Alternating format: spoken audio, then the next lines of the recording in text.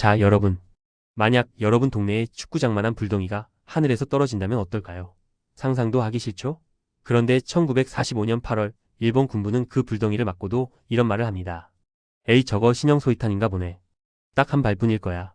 버텨. 이 한마디에 수십만 명의 운명이 갈렸습니다. 오늘 그 잔혹하고도 긴박했던 60일간의 기록, 경제와 역사의 눈으로 제대로 한번 파헤쳐 볼까요? 1945년 6월 말 오키나와. 미군 병사들은 지옥을 경험했습니다. 82일간의 전투에서 미군 사상자만 8만 2천 명. 상륙작전 중 가장 참혹한 피해였죠. 그런데 더 충격적인 건 일본군의 전투 방식이었습니다. 그들은 항복하지 않았어요. 동굴에 숨어 있다가 자폭 공격을 감행했고 민간인들에게는 수류탄을 나눠주며 천황을 위해 죽으라고 강요했습니다. 놀라운 건 이게 경제적 합리성과는 정반대의 선택이었다는 겁니다. 1945년 일본의 GDP는 1941년 대비 50%나 감소했어요. 공장은 폭격으로 초토화됐고 해상 보급로는 미군 잠수함에 의해 완전히 차단됐습니다. 석유는 바닥났고 철강 생산량은 전쟁 전의 10분의 1 수준이었죠.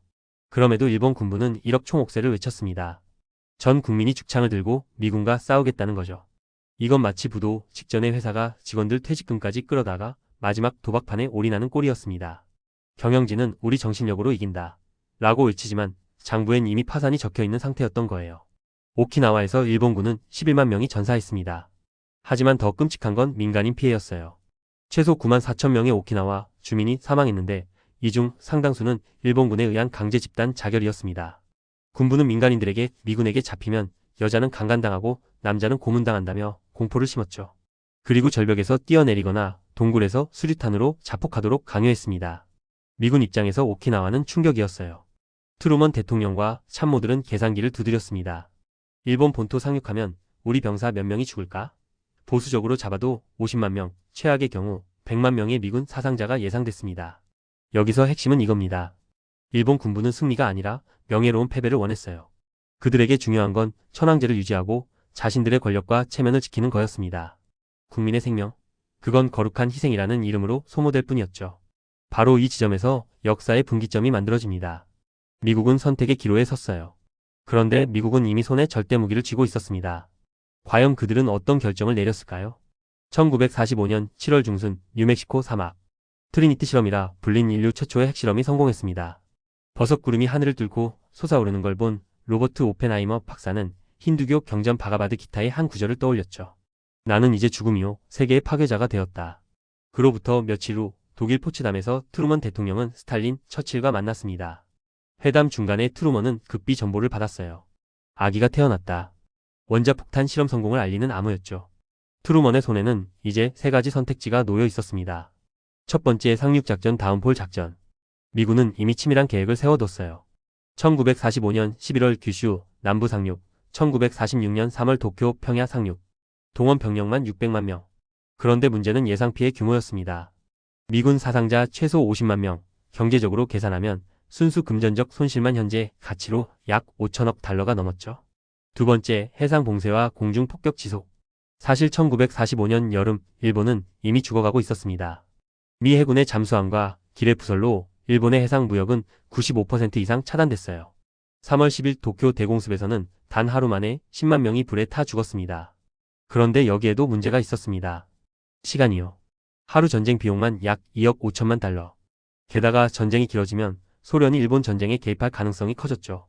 만약 소련군이 일본 본토까지 진격하면 전후 동아시아의 판도는 완전히 달라질 수밖에 없었습니다. 세 번째, 원자폭탄. 20억 달러를 쏟아부은 맨해튼 프로젝트의 결과물. 한 발로 도시 하나를 지도에서 지울 수 있는 무기. 트루먼과 참모들은 냉정하게 계산했습니다. 이걸 쓰면 전쟁이 며칠 안에 끝난다. 미군 병사 수십만 명을 살릴 수 있다. 소련이 개입할 틈도 안 준다. 하지만 여기엔 또 다른 계산이 숨어 있었어요. 원자폭탄은 단순히 일본을 항복시키는 무기가 아니었습니다. 그건 전후 세계 질서에서 미국의 절대적 우위를 보여주는 시위이기도 했죠. 특히 소련에게 말입니다. 냉전의 서막이 이미 열리고 있었던 겁니다. 트루먼은 결국 세 번째를 선택했습니다. 그런데 폭탄을 어디에 떨어뜨릴지 그것도 치밀한 경제적 계산이 필요했어요. 무조건 큰 도시? 아니요. 군사적 가치가 있으면서도 폭탄의 성능을 제대로 측정할 수 있는 곳이어야 했죠. 그래서 미군이 선택한 도시는 어디였을까요? 1945년 8월 3일 태평양 티니안 섬. 폭격기 에놀라 게이 옆에서 폴 티베치 대령과 과학자들이 최종 점검을 하고 있었습니다. 그들 손엔 타겟 리스트가 있었죠. 교토, 히로시마, 나가사키, 고쿠라, 니가타. 그런데 이 리스트를 만드는 과정은 소름 끼칠 정도로 과학적이었어요. 미군의 타겟 선정 기준은 명확했습니다. 첫째, 지름 3마일 이상의 도시 지역일 것. 둘째, 8월까지 폭격을 받지 않은 깨끗한 도시일 것. 셋째, 폭탄의 파괴 효과를 정확히 측정할 수 있을 것. 네 번째, 군사적 가치가 있을 것. 교토는 일본의 고도였고 인구 100만 명의 대도시였습니다. 그런데 헨리 스팀슨 전쟁 장관이 교토를 리스트에서 제외시켰어요. 이유가 뭐였을까요? 그는 신혼여행으로 교토를 다녀온 적이 있었고 일본의 문화적 심장을 파괴하면 전후 일본인들이 영원히 미국을 증오할 것이라고 판단했습니다. 아이러니하게도 개인적 추억의 한 도시를 구한 셈이죠. 그래서 최종 1순위로 선정된 곳이 히로시마였습니다. 첫째, 히로시마는 일본 제2총군 사령부가 있는 중요한 군사 거점이었어요.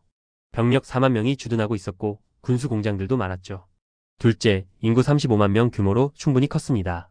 셋째, 그리고 이게 가장 잔인한 이유인데 히로시마는 폭격을 거의 받지 않은 도시였어요.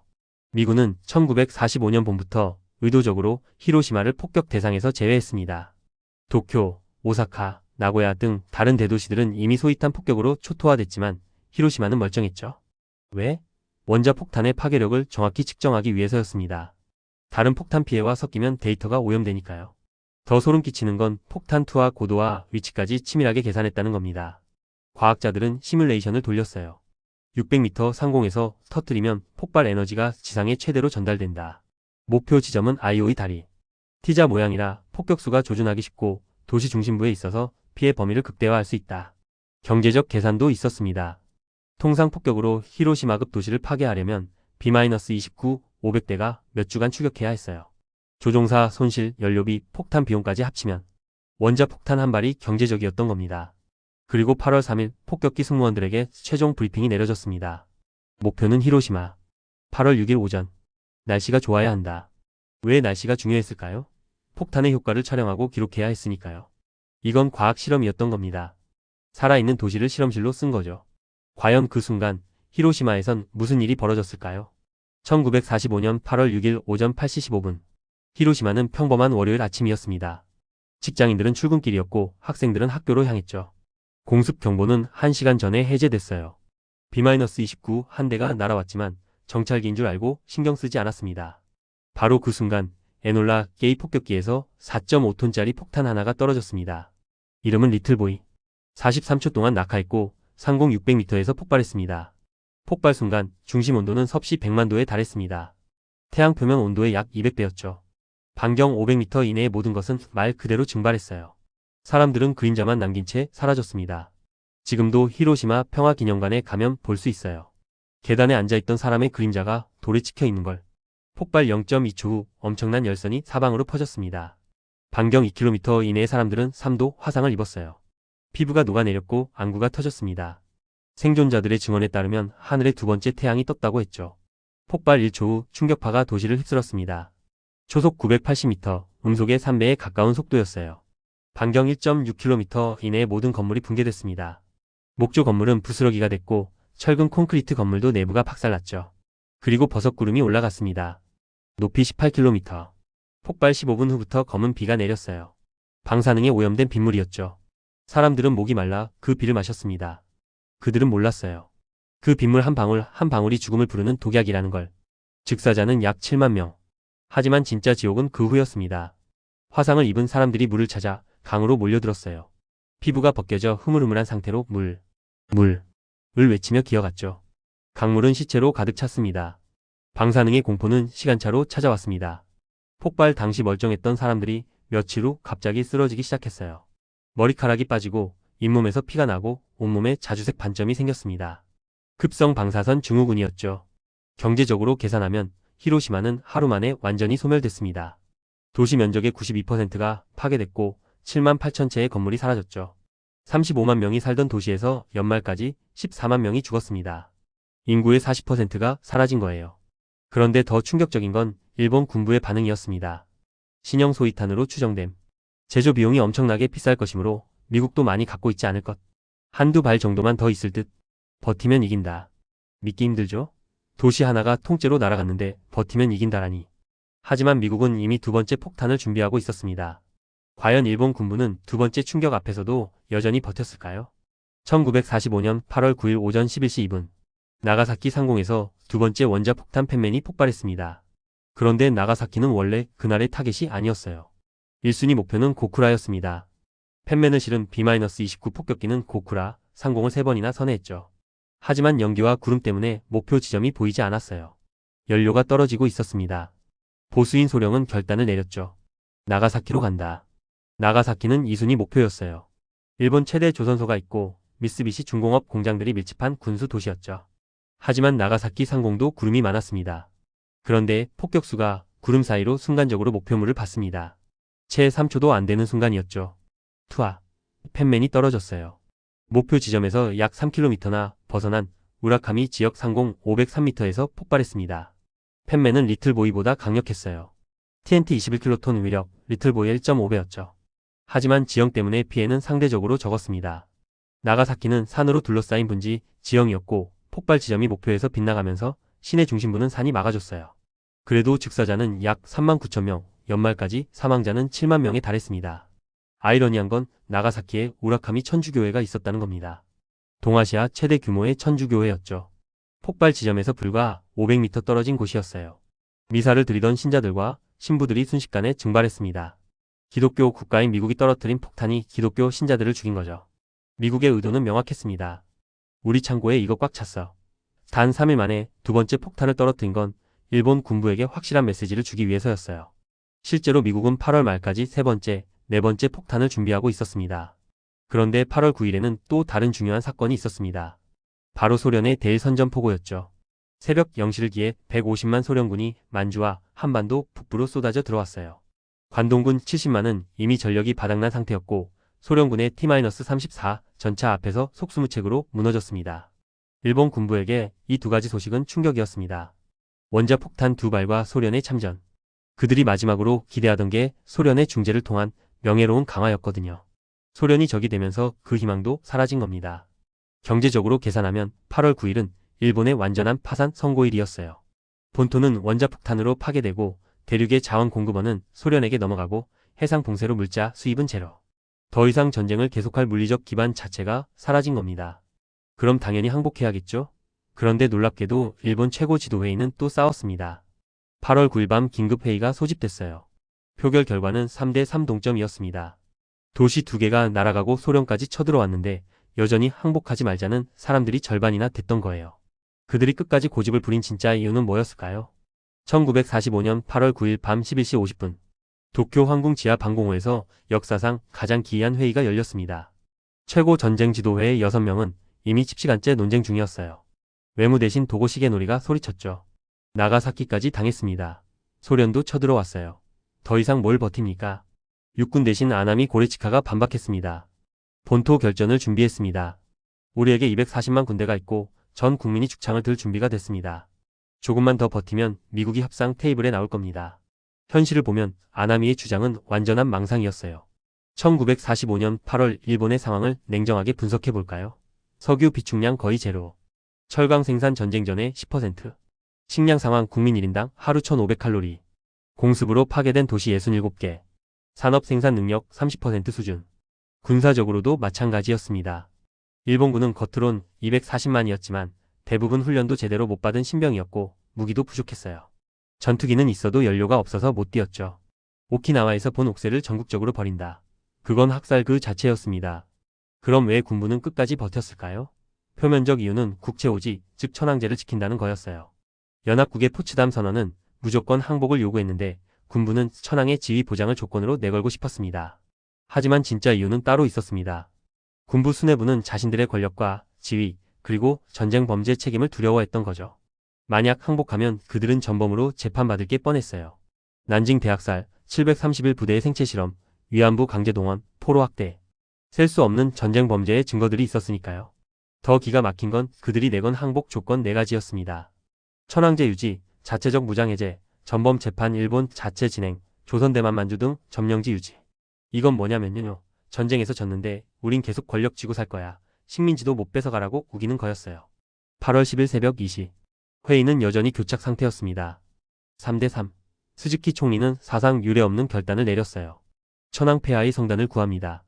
즉 히로히토 천황에게 직접 결정하라는 거였죠. 히로히토 천황은 천천히 입을 열었습니다. 이 전쟁을 계속하는 것은 불가능하다. 나는 외무 대신의 의견에 동의한다. 그리고 덧붙였죠. 신기를 지키고 백성을 구하기 위해 참기 어려운 것을 참겠다. 끝까지 천황제만 지키면 된다는 거였죠. 8월 10일 오전 일본 정부는 연합국의 항복 의사를 타진했습니다. 단 천황의 대권을 변경하지 않는다는 조건부였죠. 미국은 애매한 답변을 보냈습니다. 천황과 일본 정부의 권한은 연합국 최고사령관에 종속된다. 결국 8월 14일 정오 천황이 다시 한번 성단을 내렸어요. 항복한다. 그리고 항복 방송문을 녹음하기로 했죠. 하지만 이 소식을 들은 일부 장교들이 마지막 발악을 시작합니다. 과연 일본의 항복은 순조롭게 진행됐을까요? 1945년 8월 14일 밤 11시 도쿄皇궁 주변이 술렁였습니다. 근위 제1사단 소속 장교들이 무장하고 모여들었어요. 이들은 항복 방송 저지 쿠데타를 모의하고 있었습니다. 주동자는 하타나카 겐지 소령과 시이자키 지로 중령. 그들의 목표는 명확했죠. 천황이 녹음한 항복 방송 레코드판을 찾아서 파괴한다. 얼마나 미쳤냐면 이들은 근위사 단장 모리 다케시 중장을 찾아가 설득하려 했어요. 사단장님 항복은 안됩니다. 모리 중장이 거부하자 그들은 그 자리에서 상관을 살해했습니다. 그리고 사단장 도장을 위조해 명령서를 만들었죠. 쿠데타 부대는皇궁을 점거했습니다. 방송실을 뒤지고 천황이 머무는 곳을 수색했어요. 레코드판이 어디 있나? 하지만 찾을 수 없었습니다. 천황의 시종장이 레코드판을 금고에 숨겨뒀거든요. 새벽 2시 동북은 사령관 다나카 시즈이치 대장이皇궁에 도착했습니다. 그는 반란군을 설득했어요. 너희들 지금 뭐하는 거냐? 당장 무기를 내려놓아라. 결국 쿠데타는 실패했습니다. 하타나카와 시이자키는皇궁 앞 광장에서 권총 자살했어요. 8월 15일 정오 일본 전역에 라디오 방송이 흘러나왔습니다. 천황 폐하의 육성 방송이 있겠습니다. 대부분의 일본인들은 처음 듣는 천황의 목소리였어요. 천황은 신이었고 신의 목소리는 들을 수 없는 거였으니까요. 히로히토 천황의 목소리는 높고 떨렸습니다. 그는 고어 문투로 읽었죠. 짐은 세계의 대세와 제국의 현상에 비추어 비상조치로서 시국을 수습하고자 한다. 짐은 미영중소 사국에 공동선언을 수락한다는 뜻을 통보하였다. 놀라운 건 15분간의 방송 어디에도 항복이라는 단어가 없었다는 겁니다. 포츠담 선언을 수락한다. 전쟁 상태를 종결한다. 같은 완곡한 표현만 썼어요. 직접적으로 우리가 졌다고 인정하지 않은 거죠. 더 기가 막힌 건 전쟁 원인에 대한 부분이었습니다. 제국이 동아시아를 해방하고자 한 것은 진실로 제국의 자존과 동아시아의 안정을 바라는 것이었다. 즉, 우리는 아시아를 해방하려고 선한 의도로 전쟁했는데 미국이 원자폭탄이라는 잔혹한 무기를 써서 어쩔 수 없이 멈춘 거다라는 프레임이었죠. 라디오를 듣던 일본 국민들의 반응은 엇갈렸습니다. 일부는 드디어 끝났다며 안도했어요. 하지만 많은 군인들과 세뇌 교육을 받은 젊은이들은 분노했습니다. 광장에서 집단 자결하는 군인들도 있었어요. 경제적으로 보면 8월 15일에 일본은 완전히 파산한 상태였습니다. GDP는 1941년 대비 50% 감소, 인플레이션율 200%, 주요 도시 67개 파괴, 산업시설 80% 손실. 인명피해는 더 참혹했어요. 일본인 전사자와 민간인 사망자를 합치면 약 310만 명. 하지만 일본의 입힌 피해는 비교할 수 없이 컸어요. 중국 민간인 사망자 최소 2천만 명, 아시아 전체로 따지면 일본의 침략 전쟁으로 최소 2천만 3천만 명이 희생됐습니다. 그렇다면 전쟁이 끝난 후 일본은 이 참혹한 역사를 어떻게 기억하고 있을까요? 2024년 8월 6일 히로시마 평화기념공원. 수천 명이 모여 평화기념식을 거행했습니다. 일본 총리는 연설했죠. 우리는 세계 유일의 피폭국으로서 핵무기 없는 세계를 실현할 의무가 있습니다. 하지만 여기엔 교묘한 프레임이 숨어 있습니다. 세계 유일의 피폭국. 맞는 말이에요. 그런데 이 표현에는 은근슬쩍 빠진 게 있습니다. 우리는 가해자였다는 고백이죠. 히로시마 평화기념관을 가보면 놀라운 경험을 하게 됩니다. 전시관은 원자폭탄의 참상을 생생하게 보여줘요. 녹아내린 유리병, 그림자만 남은 계단, 화상 입은 사람들의 사진. 정말 끔찍합니다. 하지만 한 가지 질문을 던지면 답을 찾기 어려워요. 왜 미국이 원자폭탄을 떨어뜨렸을까? 전시관 한 구석에 작은 패널이 있습니다. 일본이 전쟁을 일으켰고 항복하지 않았기 때문이라는 설명이죠. 하지만 그 전쟁이 구체적으로 무엇을 의미하는지는 자세히 다루지 않아요. 난징 대학살, 731 부대의 생체 실험, 위안부 강제동원, 강제징용. 이런 구체적 가해 역사는 거의 없습니다. 이게 바로 일본의 피해자 프레임 전략입니다. 원자폭탄의 잔혹함을 강조함으로써 자신들이 저지른 전쟁 범죄는 희석시키는 거죠. 우리도 이렇게 끔찍한 피해를 받았잖아요 라는 암묵적 메시지를 던지는 겁니다. 더 문제는 일본 정치인들의 야스쿠니 신사 참배예요. 야스쿠니에는 어급 전범 14명을 포함해 246만 명의 전몰자가 합사돼 있습니다. 매년 8월 15일이면 국회의원들이 줄지어 참배하죠. 이건 아시아 국가들에게 우리는 전쟁 범죄를 반성하지 않습니다. 라는 메시지를 보내는 겁니다. 일본 교과서 문제도 심각합니다. 2010년대 들어 우익 성향의 교과서들이 늘어났는데 이들은 일본의 아시아 침략은 서구 제국주의로부터 아시아를 해방하기 위한 것이라고 가르쳐요. 난징 대학살은 사건의 실체가 불분명하다고 하고 위안부 문제는 아예 언급을 안 하거나 강제성이 입증되지 않았다고 적습니다. 그렇다면 원자폭탄 투하는 정당했을까요? 이 질문에는 명확한 답이 없습니다. 미국의 관점에서 보면 원자폭탄은 수십만 미군 병사의 목숨을 구했고 전쟁을 빨리 끝냈어요. 하지만 피폭자들의 관점에서 보면 그들은 아무 죄도 없는 민간인이었어요. 결국 우리가 배워야 할 교훈은 이겁니다. 리더의 잘못된 판단은 가장 약한 사람들의 피와 눈물로 값을 치른다는 거예요. 일본 군부는 끝까지 버티면 이긴다는 망상에 사로잡혀 항복하지 않았고 그 대가는 히로시마와 나가사키 시민들이 오키나와 주민들이 치렀습니다. 그리고 또 하나. 무지한 국민과 고집불통 리더가 만나면 지옥이 펼쳐진다는 교훈이죠. 일본 국민들은 군국주의 교육에 세뇌돼 비판적 사고는 억압됐고 반대 의견은 비국민으로 낙인 찍혔습니다. 2026년 현재 세계는 여전히 핵무기 위협 속에 살고 있습니다. 히로시마와 나가사키의 비극이 다시 반복되지 않을 거라는 보장은 없습니다. 그래서 우리는 기억해야 합니다. 역사는 반복됩니다. 배우지 않으면요. 여러분, 오늘 우리는 1945년 여름 그 잔혹한 60일을 따라가 봤습니다. 원자폭탄 2발, 20만 명이 넘는 목숨, 그리고 그 이면에 숨겨진 리더들의 오만과 광기. 역사를 공부하는 이유는 과거를 아는 게 아닙니다. 현재를 판단하고 미래를 준비하기 위해서죠. 우리는 질문해야 합니다. 이게 정말 옳은가? 그리고 용기를 내야 합니다. 잘못된 결정에 반대할 용기를요. 리더가 현실을 부정하고 고집을 피울 때 그 대가는 가장 약한 사람들의 피와 눈물로 결제됩니다. 이 한 문장을 기억하세요. 그리고 깨어 있으세요. 오늘 영상이 즐거우셨다면 좋아요와 구독 부탁드립니다. 감사합니다.